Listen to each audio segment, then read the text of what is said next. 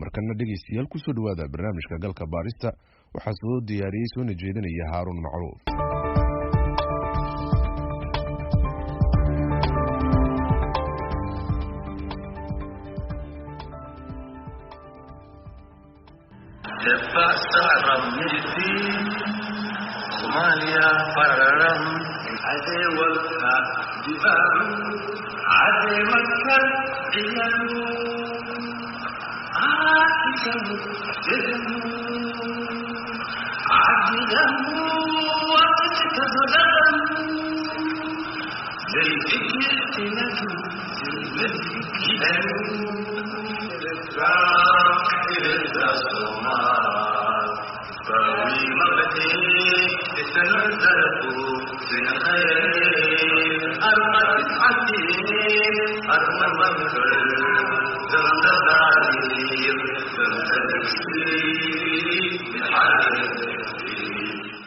codadkaasi aad maqlaysaan waxay ahaayeen kuwa kooxda fanaaniinta horseed ee ku heesa magaca ciidanka xoogga dalka Soomaaliya.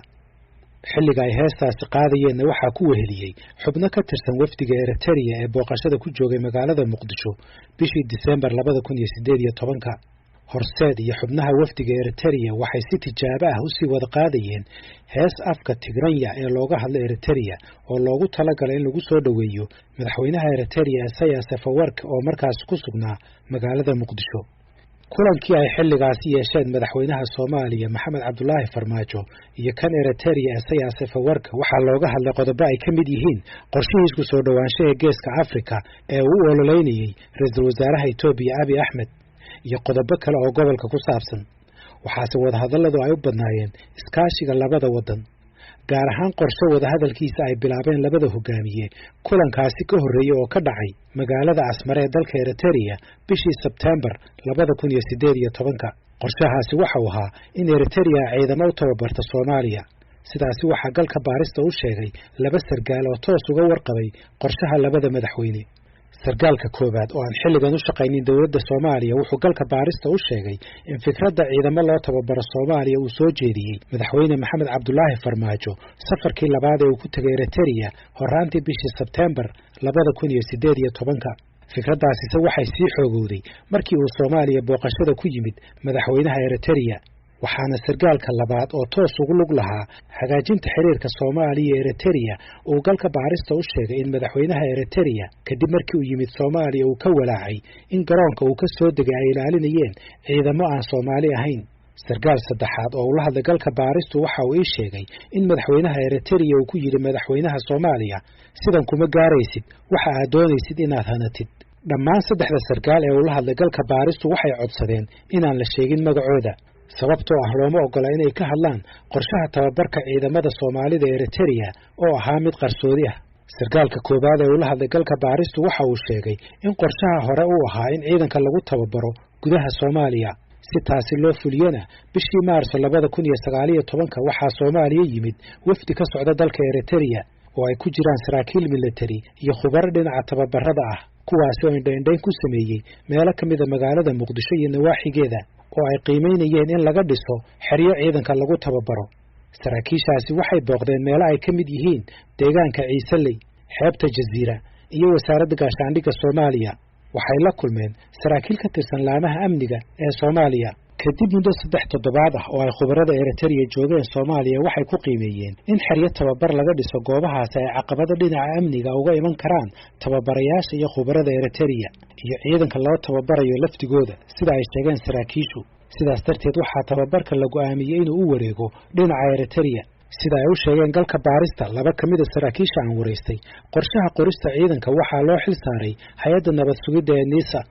sababtoo ah waxay haysatay tasiilaadka ay ku fulin lahayd hawshaasi. waxaa taasi sii kaabay sargaal ka tirsan nabad sugidda xafiiskeeda Bariga Afrika oo loo xil saaray isku dubaridka iyo xiriirinta qorshahan. sargaalkaasi oo muddo ku soo noolaa dalka Eritrea, galka baaristu waxa uu helay magaca sargaalkan waxaana uu arkay sawir sargaalkan ah oo la taagan labada madaxweyne ee Soomaaliya iyo Eritrea Maxamed Cabdullaahi Farmaajo iyo Isaias Afwerki bishii Oktoobar ee aynu soo dhaafnay, markaasi oo madaxweynaha Soomaaliya uu booqday ciidamada lagu tababarayo dalka Eritrea. sababa dhinaca amniga awgeedna galka baaristu ma sii deynayo magaca sargaalkaasi. galka baaristu waxa uu helay liis ay ku qoran yihiin magacyada 251 ka mid ah askarta loo diray Eritrea kuwaasi oo da'doodu u dhaxayso 18 ilaa 26 liiska waxaa ku qoran magaca qofka, taariikhda uu dhashay, meesha uu ku dhashay, heerka waxbarashada, inuu xaas yahay iyo in kale, telefoonka qofka iyo qabiilkiisa. qaybtii ugu horeysay ciidankan waxaa laga dhoofiyay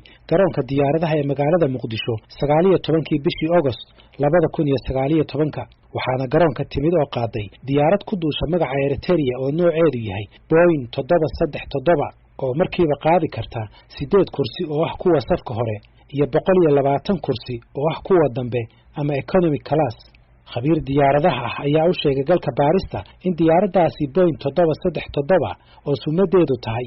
URCNF ay leedahay shirkadda Yan Air oo ka diiwaan gashan dalka Ukraine balse ay ku hawlgasho magaca dawladda Eritrea. qaybtii labaad ee ciidankaasi waxaa laga dhoofiyay garoonka magaalada Muqdisho 20 bishii Oktoobar 2019 intaasi wixii ka dambeeyayna duulimaadyadu waxay ku socdeen si isdaba joog ah.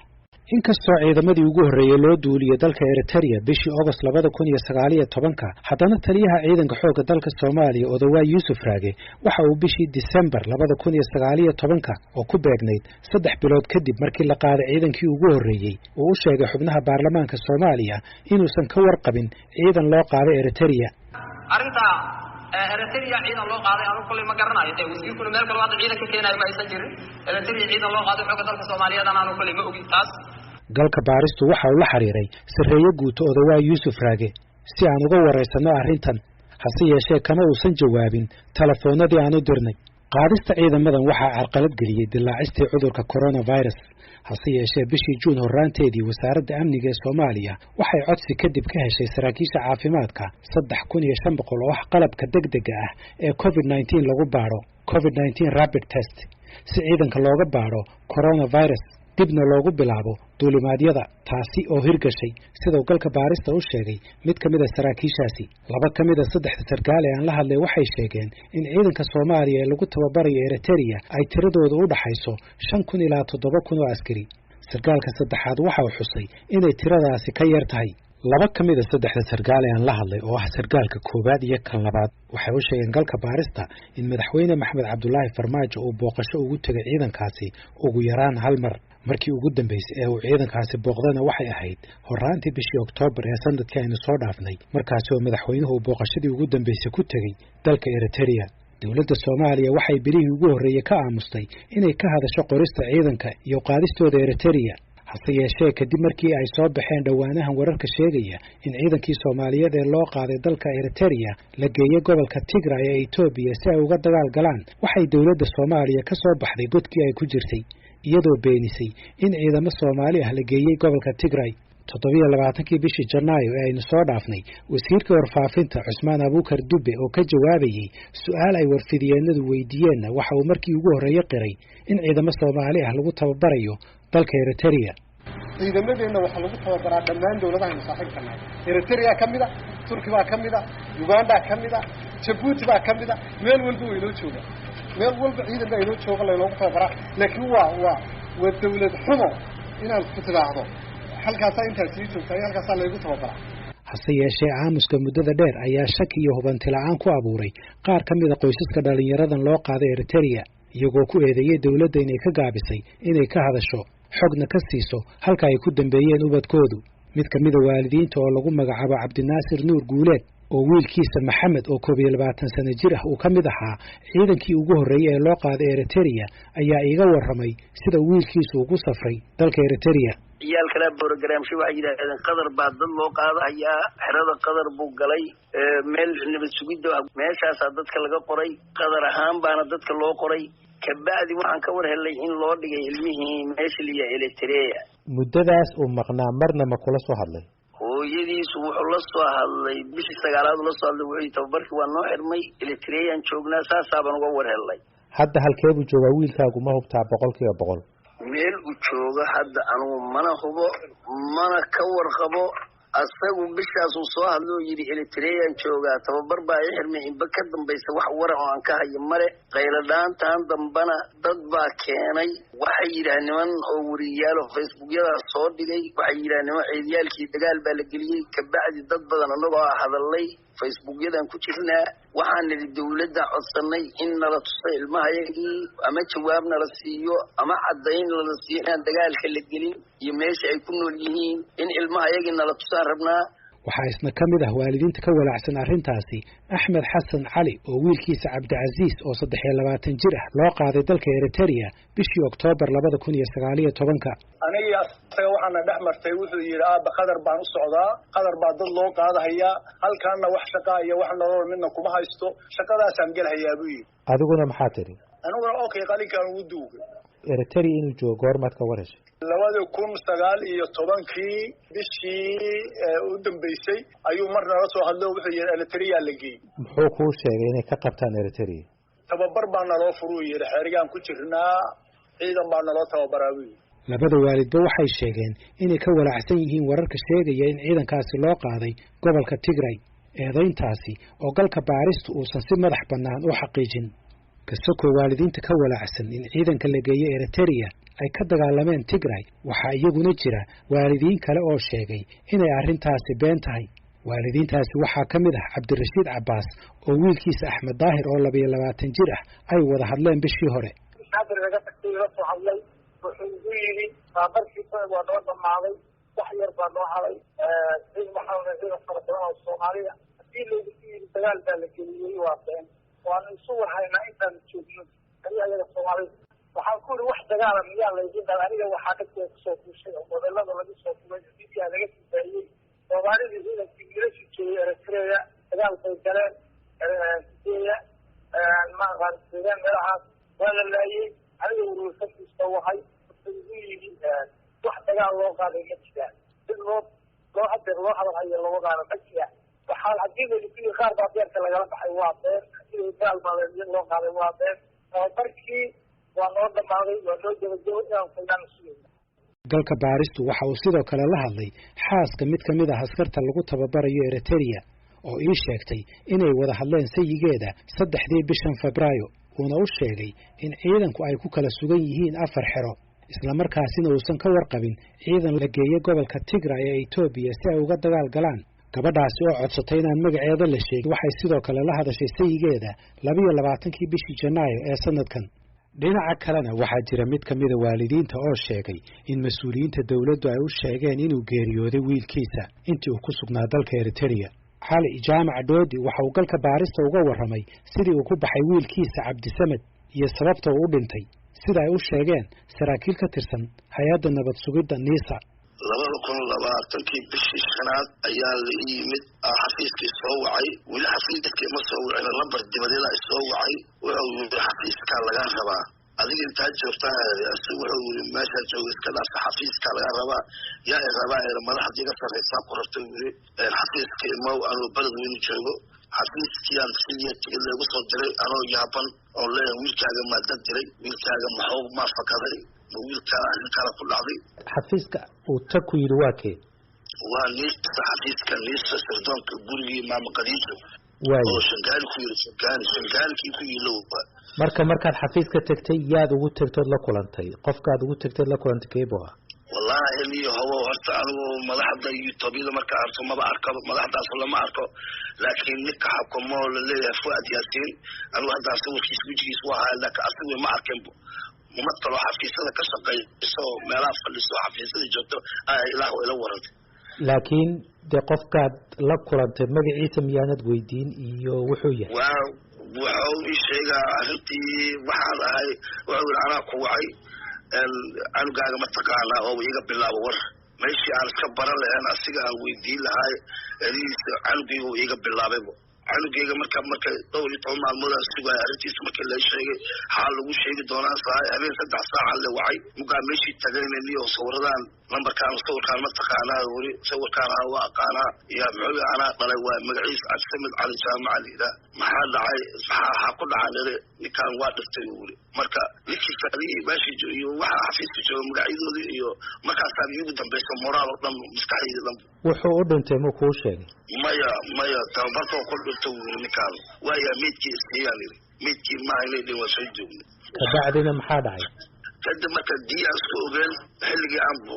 goorma maana xilli kasta annaga kuwa aynay yireen ilaa haddana waxay waxa mahaya dhinaca kale waxaa dawladda Soomaaliya lagu eedeeyay inay marin habaabin ku samaysay dhalinyarada loo qaaday dalka Eritrea iyaga oo loo sheegay in loo qaadayo dalka Qatar si halkaasi loogu tababaro isla markaana ay uga shaqeeyaan koobka kubadda cagta adduunka ee sanadka dambe lagu qabanayo dalka Qatar eedayntaasi oo ay ka sinaayeen dhammaan waalidiinta oo la hadlay galka baaristu kuwaasi oo ku kala sugan deegaano kala duwan safiirka Qatar ee Soomaaliya Xasan Xamsa oo galka baaristu uu la xiriiray waxa uu ii soo diray war qoraal ah oo ka soo baxay dawladda Qatar kaasi oo lagu sheegay in dawladda Qatar ay ku cambaareynayso qorshe kasta oo si been abuur ah loogu sheegay in qof loogu qaadayo dalka Qatar si uu uga soo shaqaysto waxaana qoraalku uu ku baaqayay in arrintaasi baaritaan lagu sameeyo gaashaanle sare Axmed Cabdullaahi Sheekh oo ah taliyihii hore ee ciidanka Danab waxa uu galka baarista u sheegay in mugdi uu ku dahaaran yahay ciidanka loo qaaday dalka Eritrea sababtoo ah qaabka sirta ah ee loo maamulay hawshaasi Harun waa maasan tahay horta nidaamka ciidamada xoogga dalka Soomaaliyeed sida loo qaweeyo waxa shaqo ku leh hogaanka tababarka oo hogaankaas loo soo diraa inta maaragtay tirada iyo dalka iyo shuruudaha tababarkaas kadibna waa la xayeysiiyaa imtixaan loo galaa dadkii ku guuleysto markaas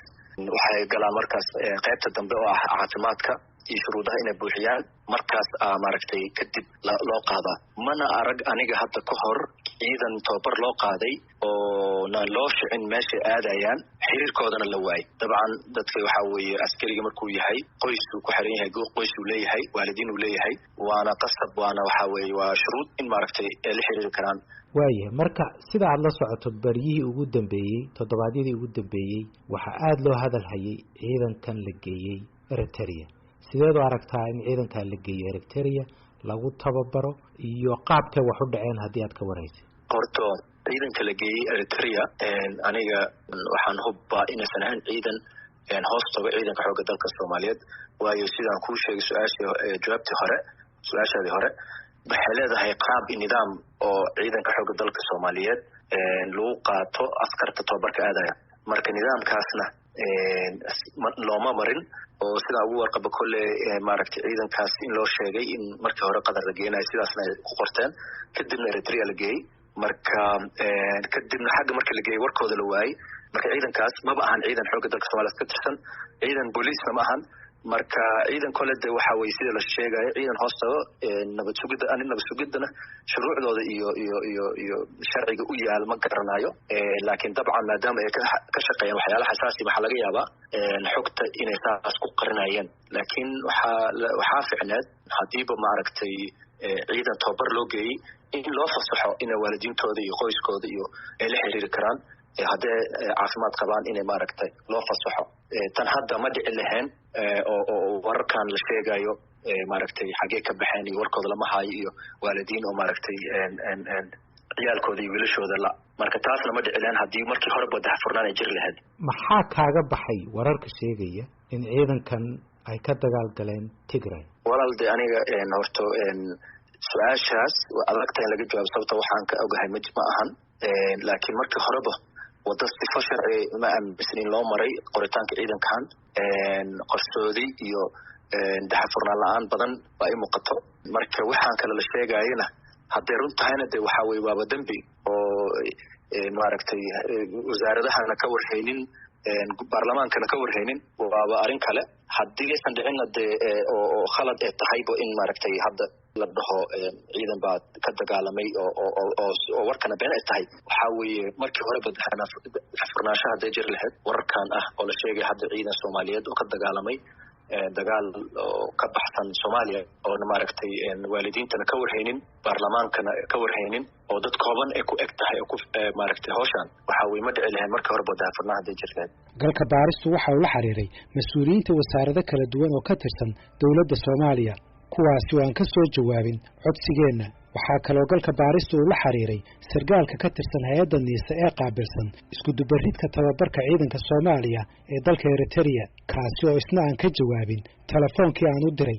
isla markaana aan ka soo jawaabin fariintii qoraalka ahayd ee aan u gudbiyey. galka baaristu waxa uu sidoo kale la xiriiray wasiirka warfaafinta ee Eritrea, Yamane Meskel, oo isna ku gacan sayray codsigii aan u gudbinay. ugu dambeyn galka baaristu waxa uu la xiriiray sarkaal ka tirsan dawladda Itoobiya, sarkaalkaasi oo codsaday inaan magaciisa la sheegin sababtoo ah